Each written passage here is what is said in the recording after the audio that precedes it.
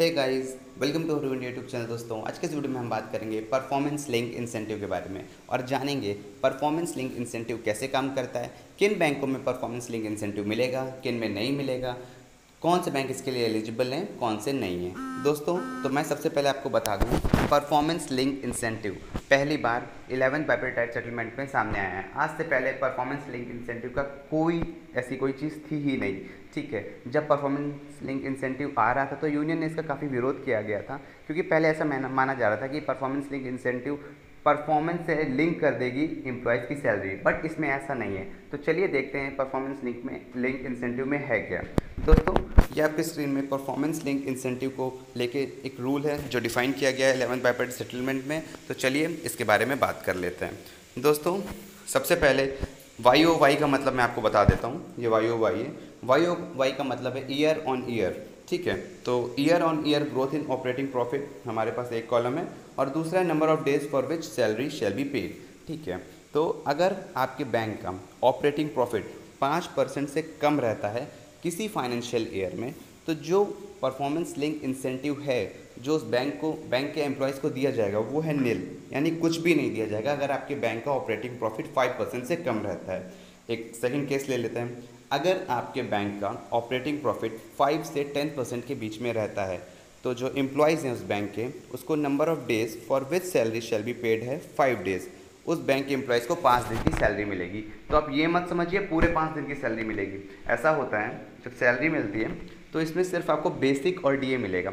For example, एक new joining clerk है, उसका बेसिक 19,900 है और 26.18% के हिसाब से उसका 5,200 के आसपास DA बनता है। तो टोटल उसकी जो सैलरी बन रही है 26,000 रुपये के आसपास। तो उसमें से अब आपको 5,000 निकालना है। वैसे उसकी सैलरी 30,000 है, क्योंकि सैलरी में बेसिक और DA के अलावा बहुत सारे कंपोनेंट होते हैं। स्पेशल पे होता है, DA ऑन स्पेशल पे होता है, ट्रांसपोर्ट अलाउंस होता है, उस पर DA होता है, तो और भी कंपोनेंट होते हैं। तो आपको सारे कंपोनेंट नहीं मिलेंगे सैलरी में, बेसिक और DA मिलेगा। तो समझ गए ना आप, अगर 5 से 10% आपका बैंक ऑपरेटिंग प्रॉफिट है ईयर ऑन ईयर तो आपको 5 दिन की सैलरी मिलेगी। इसके बाद अगर आपके बैंक का ऑपरेटिंग प्रॉफिट 10% से ज़्यादा और 15% तक है तो 10 दिन की सैलरी वहाँ के एम्प्लॉयज़ को, उस बैंक के एम्प्लॉयज़ को विद बेसिक एंड DA मिलेगी। इसके बाद बात करते हैं, अगर बैंक अच्छा परफॉर्म कर रहा है और 15% से ज़्यादा बैंक में year on year growth profit है तो फिर क्या होगा। तो वहाँ के एम्प्लॉयज़ को 15 डेज़ की सैलरी मिलेगी, उसमें बेसिक प्लस DA मिलेगा। बट दोस्तों, इसमें एक कैच है, तो जानते हैं वो क्या है। दोस्तों, तीसरा और चौथा स्लैब, यानी आपका ये वाला 10 to 15% वाला और ग्रेटर देन 15% वाला स्लैब, ये तभी एप्लीकेबल होगा जब आपका bank year on year operating profit के साथ साथ नेट प्रॉफिट भी लाए। ठीक है, ऐसा ना हो कि खाली ऑपरेटिंग प्रॉफिट आ रहा है और नेट प्रॉफिट नहीं आ रहा, बैंक लॉस में चल रहा है, तो फिर आपको ये चीज़ नहीं मिलेगी। तो आपको क्या लिखा है, सिर्फ सेकंड स्लैब मिलेगा, यानी 5 दिन की सैलरी ही मिलेगी।